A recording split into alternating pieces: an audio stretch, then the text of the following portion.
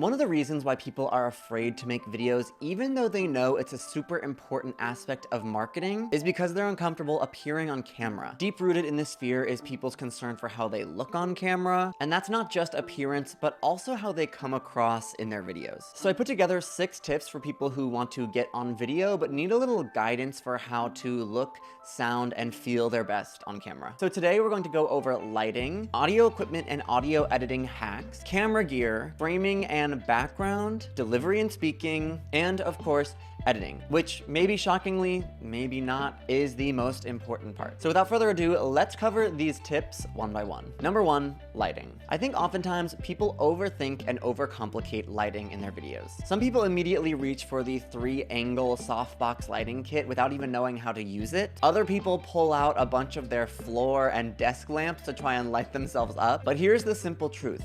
Everyone looks good in natural light. And to add to that, it's much easier to get natural lighting right than it is to set up artificial lights in a way that complements your appearance. And yes, natural light can be inconsistent sometimes if there are clouds going by sporadically, but usually this is only a problem if you're filming for long periods of time. I've been making videos for about 10 years now, and I almost always exclusively use natural light in my videos. That's not to say that you should never have artificial light, however. Sometimes where and when you record is set in stone, and maybe you know that the sun is not going to cooperate that day. So in those cases, a good ring light will give you a lot of mileage and be your saving grace. My favorite ring light is by the brand Newer.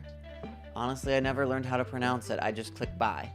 They're really great. They have an adjustable dial, so you can go from their highest brightness setting all the way to their lowest. They also come with different plastic pieces that you can put on the light so you can change your lighting temperature. And there are really cheap ones on Amazon. These are definitely less powerful. They have fewer brightness options and they definitely break easier, but also they're super portable, super light, and so they can be useful in situations where you're shooting on the move. Number 2, audio. So let's start off with a mildly hot take.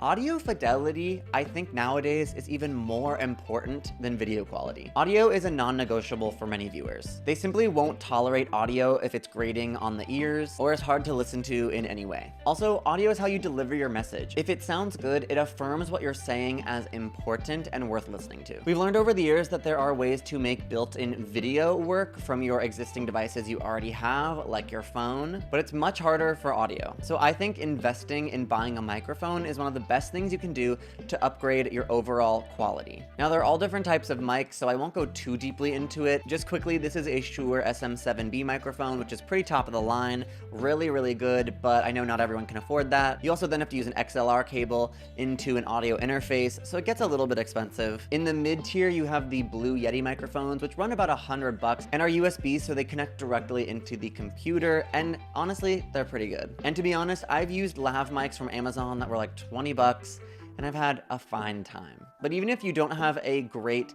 microphone, there are also audio editing software tools that can help process your audio to make it sound way higher quality than it might have naturally. I immediately think about Kapwing's Clean Audio feature, which takes out background noise. And as a final note, never use your AirPods for audio, please. My word, it is terrible quality. Number 3, camera gear. Shiny new tools have always been a distraction in marketing, but video takes it to the next level. There's always an upgrade coming out for cameras, new lenses, but the truth is, the new gadgets often waste your time and money. For example, the right choice of camera for beginning video makers is oftentimes just your iPhone. I even use my iPhone frequently when my camera isn't working well, or when I just need to quickly set something up, like in this podcast episode, and I think it looks pretty good. So start with something that you already have, like your phone camera, and then don't upgrade until you are committed to making videos. Once it's time to upgrade, I would recommend probably a mirrorless camera. These are definitely on the cheaper side of sort of DSLR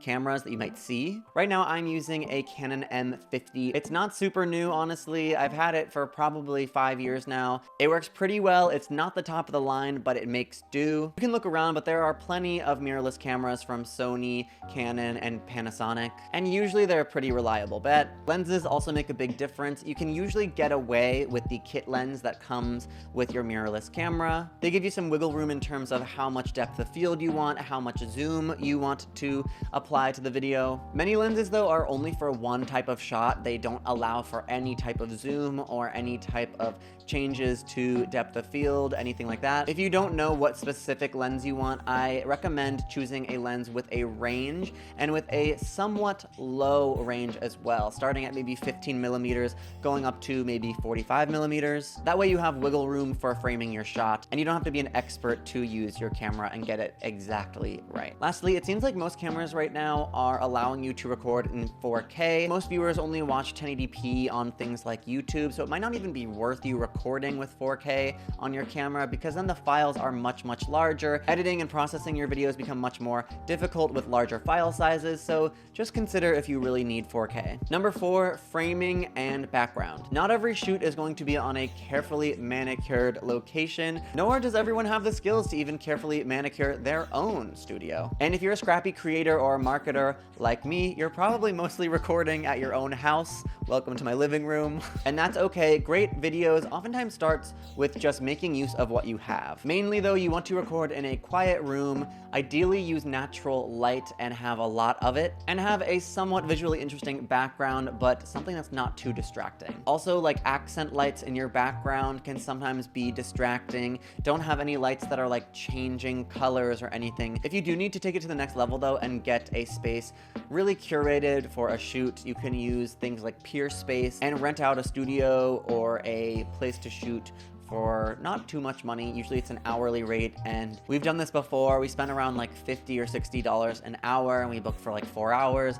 Maybe we do that like once every 6 months for something where we're trying to make a bunch of content all in one day and we want it to look extra nice. Number 5, delivery and speaking. Secondly to physically appearing on screen, the second most common hesitation when it comes to making video is people being afraid to misspeak or ramble on video. And this is really understandable, but also not often always as big of a problem as you might think. If you're making mostly pre-recorded video, you have the luxury to edit out as many bad takes as you want. You may be surprised or might not be surprised to know that many of the lines in this video I have repeated over and over and over again. It's important to remember that you are really in complete control as the one editing the content, and it's good to embrace this, especially as a new creator. You're probably not going to be super comfortable right away, so it's okay to expect to repeat the same things over and over again. You can even go line by line. You don't have to memorize an entire chunk of a paragraph. I think people overcomplicate or are hard on themselves when they can't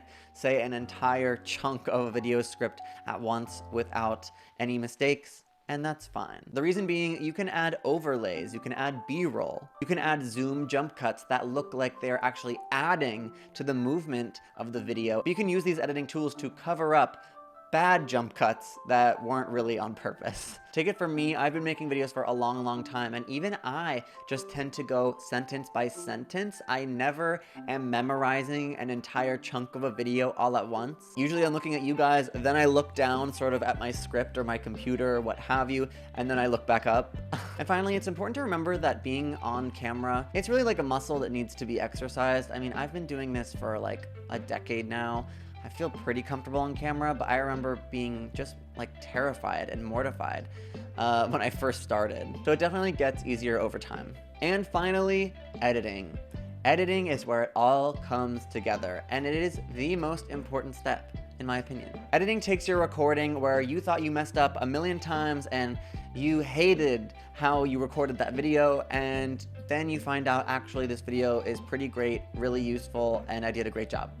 And there are really only a few editing techniques that are the most important that you'll use all the time that can really upgrade how your videos look. So we're just gonna briefly go over these right now. Firstly, jump cuts are probably the most important thing you can do in a video. This occurs most in the rough cut portion of your video editing process. Probably the first time you go through your video, you're going to be adding a bunch of different jump cuts to get rid of bad takes, to get rid of dead silence. Jump cuts are expected these days. Most people don't think twice about them, and they'd rather have jump cuts in a video than have a video with a bunch of dead space. So just go ahead and use them. You really just want to do this to make sure your video feels dense or compact with information and that it's moving. And oftentimes you want to give the viewer what they came there for in the shortest amount of time possible without being a crazy fast talker. They give videos energy, they keep the momentum going, and they make sure that you're getting across your point quickly. You can also use trim with transcript, which makes video editing as easy as editing text.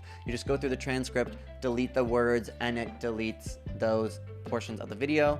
And then there's a jump cut now. Next, moving zooms or zooms in are really helpful. This is just like a jump cut. Zoom in jump cuts can be really useful if you want to emphasize something and quickly jump in. This often makes jump cuts seem purposeful rather than accidental, which is really nice. You can also use moving zooms where it slowly zooms in or out of the video, which can be really nice for just some subtle movement throughout a clip. Next up, learning how to add overlays or B-roll is really helpful. These can be photos about what you're talking about, videos that emphasize what you're talking about as well, like stock footage. And adding overlays can be a great way to hide jump cuts because, well, you don't know how many edits I just made. And if you have these edits down, well, 99% of the time, you're gonna have pretty much everything you need. Editing fundamentals rarely ever change, and they give you the tools to make sure that you are being presented in a way that you like on video. Overall, making videos is a great tool. It adds to your toolkit as a marketer, as a creator. So hopefully this video sets you up for not just the right recommendations, but also tips to become confident on video, because it's really important, and I think it's just going to become even more important. So I hope this was helpful. Make sure to subscribe to the channel to keep up with other video tips and guides like this one, and we'll see you guys in the next one.